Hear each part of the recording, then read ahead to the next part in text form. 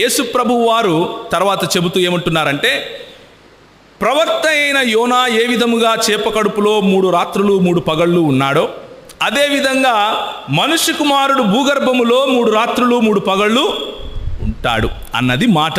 అక్కడ చెప్పినటువంటి సూచన. ఈ సూచనను మన సహోదరులు తీసుకుని, ఆదామునందరి సహోదరులు ఏం మాట్లాడుతూ ఉంటారు అంటే, యేసు ప్రభువు చనిపోయాడని ఎలా చెప్పగలవు? యోనా చనిపోయాడా చేప కడుపులో? ఏమంటారు? యోనా చనిపోయాడా? చూసారా? యేసు ప్రభు చనిపోలేదు. అయితే ఇప్పుడు జాగ్రత్తగా వినండి. ఏంటంటే, యోనా చనిపోలేదు అని చెప్పటానికి బైబిల్లో రుజువు లేదు. ఒకసారి యోనా గ్రంథం తీయండి. యోనా గ్రంథము 2వ అధ్యాయము 2వ వచనము. 2వ వచనం. నేను ఉపద్రవములో ఉండి యెహోవాకు మనవి చేయగా, అంటే యోనా ప్రార్థన చేస్తున్నాడు అంటే బ్రతికే ఉన్నాడు కదా అన్నది ప్రశ్న. రైట్? అక్కడి వరకే ఆగిపోతే అదే ప్రశ్న ఉంటుంది. దాని తర్వాత చదవండి. ఆయన నాకు ప్రత్యుత్తరం ఇచ్చెను, పాతాళ గర్భములో నుండి నేను కేకలు వేయగా. పాతాళ గర్భానికి ఎవరు వెళ్తారండి? వాక్యాన్ని మనకిష్టం వచ్చినట్లు కట్ చేస్తే అదే అర్థమవుతుంది. వాక్యం చెప్పినట్లుగా తీసుకుంటే స్పష్టంగా అర్థమవుతుంది. పాతాళ గర్భంలోకి ఎవరు వెళ్తారు? అక్కడ వాడబడిన హిబ్రూ పదం ఏంటంటే షియోల్. షియోల్ అన్న పదానికి అర్థం ఏమిటి అంటే పాతాళము, చనిపోయిన వారు వెళ్ళే, పూడ్చిపెట్టబడిన వాళ్ళు అనే అర్థం. యోనా ఏ విధంగా షియోల్కి వెళ్ళాడో, షియోల్లో చనిపోయిన వాళ్ళు వెళ్తారు, బ్రతికున్న వాళ్ళు వెళ్ళరు. 6వ వచనం చదువుతారా? నేను మరెన్నటికీ ఎక్కి రాకుండా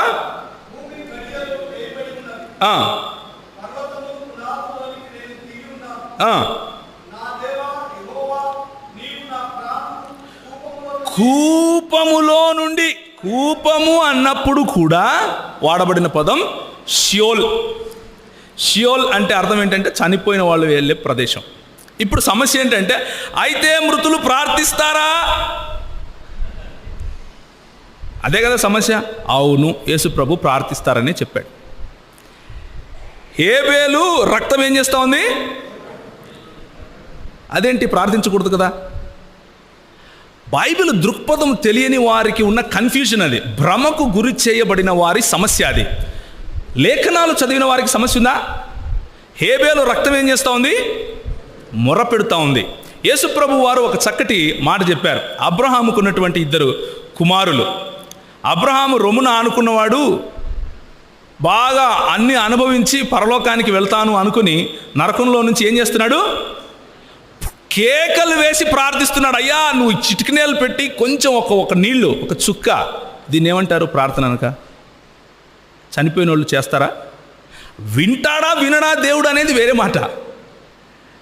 కానీ బైబిల్లో చనిపోయిన వారి ఘోష, వారి ప్రార్థన సాధ్యమే. కాబట్టి ఈ విషయం మొట్టమొదటిగా అర్థం చేసుకోవాల్సింది ఏంటంటే, యేసు ప్రభు వారు ఇక్కడ చెప్పినటువంటి ఉపమానానికి ప్రాముఖ్యమైనటువంటి అంశము 3 రాత్రులు 3 పగళ్ళు అంతే. ఆయన చనిపోతాడా చనిపోవడానికి కాదు. ఉదాహరణకు, నువ్వు సుదర్శన్ అన్న, నువ్వు ఏ విధంగా అయితే హైదరాబాదుకు నిన్న ఉదయం బస్సులో వెళ్ళావో, నేను అలాగే రేపు బస్సులో వెళ్తాను అంటే నేనేం చెప్తున్నాను?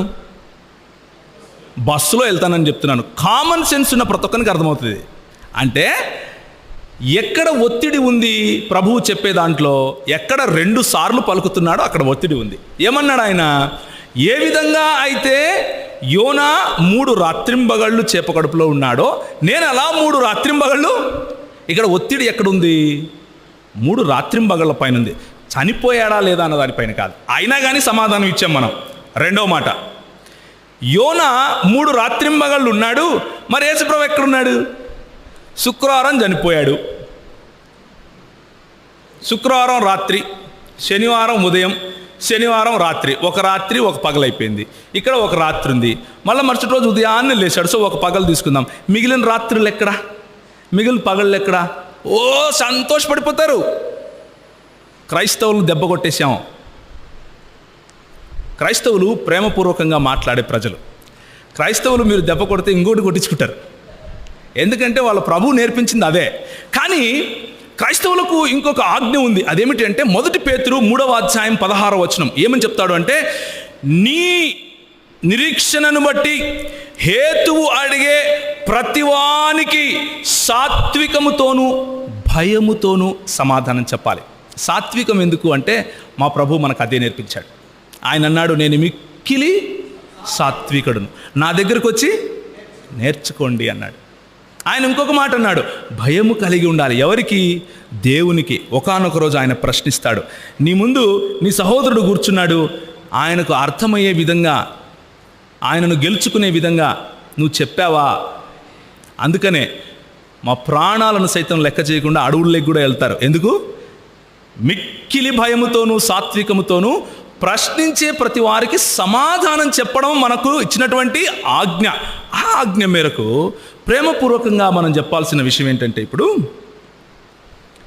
3 రాత్రింబగళ్ళు అంటే ఉదాహరణకు చూడండి, ఒకవేళ నా పుట్టినరోజు డిసెంబర్ 30 నిజంగానే డిసెంబర్ 30 నా పుట్టినరోజు.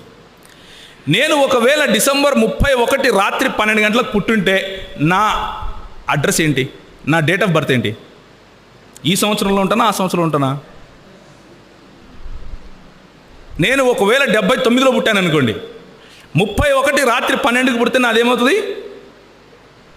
1 సెకండ్ తేడా అయినా కానీ మొత్తం సంవత్సరం లెక్క పెడతాం. అది మనం లెక్క పెట్టే పద్ధతి. అలాగే ప్రతి సంస్కృతికి ఒక పద్ధతి ఉంటుంది. నేను ఆలోచించే పద్ధతిని ఆనాడు హెబ్రీయులు ఆలోచించే పద్ధతిలోకి వెళ్ళి ఫిట్ చేయాల్సిన అవసరం లేదు. హెబ్రీయులు ఆలోచించే పద్ధతి ఏంటి అంటే, వాళ్ళు 3 రోజులను 3 రాత్రిళ్ళు 3 పగళ్ళు అని పలుకుతారు. అది వాళ్ళ భాష, అది వాళ్ళ సంస్కృతిలో వాళ్ళకున్నటువంటి భాష. ఉదాహరణకు మోషే 40 దినములు 40 రాత్రులు ఏం చేశాడు? ఉపవాసం చేశాడు అని ఉంటుంది. కానీ ఆయన 40వ దినమున దిగి వచ్చినట్లు కూడా ఉంటుంది. అలాగే ఎస్తేరు గ్రంథం, ఒకసారి ఎస్తేరు గ్రంథం వెళ్తారా? ఎస్తేరు గ్రంథము 4వ అధ్యాయము 16వ వచనం. రైట్, చదవండి. నీవు పోయి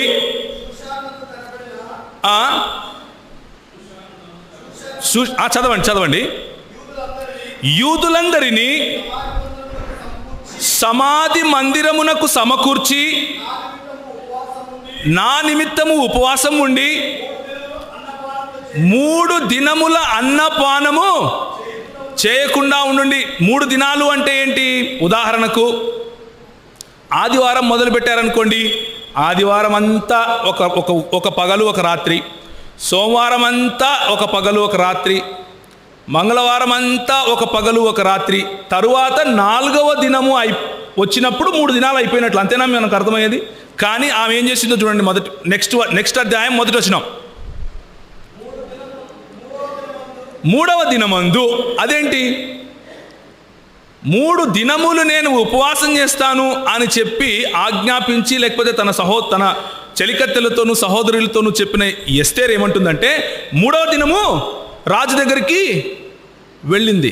ఇది హెబ్రీయుల ఆలోచన పద్ధతి. హెబ్రీయులు ఇలాగే ఆలోచిస్తారు. వారికి 3 రాత్రులు 3 పగళ్ళు అన్నా 3 దినములు అన్నా ఒకటే. అయితే 3 దినములు అన్నప్పటికీ 3వ దినము కూడా, 3వ దినములోని ఒక గడియ కూడా వాళ్లకు ఆ దినమంతటి కిందికి లెక్కే. ఉదాహరణకు యేసు ప్రభువు వారు చనిపోయిన తర్వాత ఆయనను లేకపోతే ఆయనను ఎక్కడ పెట్టమన్నాడు? సమాధిలో పెట్టిన తర్వాత వీళ్ళు వచ్చి అడుగుతున్నారు పిలాతుకు, లేకపోతే అక్కడ ఉన్నటువంటి అధికారికి కంప్లైంట్ చేస్తున్నారు. ఏమనంటే చూడండి, మత్తయి సువార్త 27వ అధ్యాయం 63 నుంచి 64 వరకు. నేను వెంటనే ఒక 10 నిమిషాల్లో ముగిస్తాను. ఇది ఆఖరి ఎక్స్ప్లెనేషన్ అనుకోండి. ఆ తర్వాత ఖురాన్ గ్రంథం నుంచి కొన్ని విషయాలు మాట్లాడి ముగిస్తాను. చెప్పండి.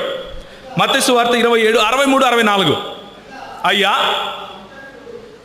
ఆ వంచకుడు అని యేసు ప్రభువు గురించి యూదుల యొక్క అధికారులు, మతాధికారులు మాట్లాడుతున్నారు. ఆ వంచకుడు సజీవుడై ఉన్నప్పుడు 3 దినములు అయిన తరువాత నేను లేచెదనని చెప్పాడు. 3 దినములు అయిన తరువాత వాళ్ళకి ఎలా అర్థమైంది? 3 రాత్రులు 3 పగళ్ళు అంటే 3 దినములు అయిన తరువాత.